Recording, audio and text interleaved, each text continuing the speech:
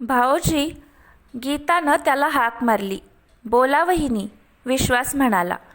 इतक्या वर्षात जे घडलं नव्हतं ते आज घडलं. आज तुमच्या बायकोमुळे हे घर तुटलं. गीता. माझ्या बायकोमुळे की तुमच्यामुळे वहिनी?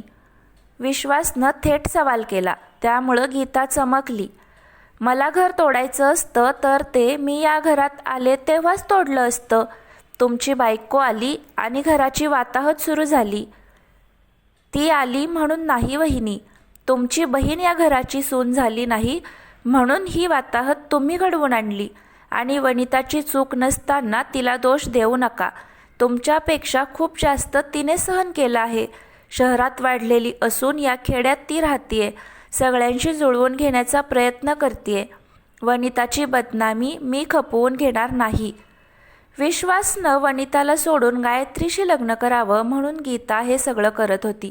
विश्वास मात्र त्याच्या बायकोसाठी, वनितासाठी संपूर्ण घराच्या विरोधात उभा राहिला होता.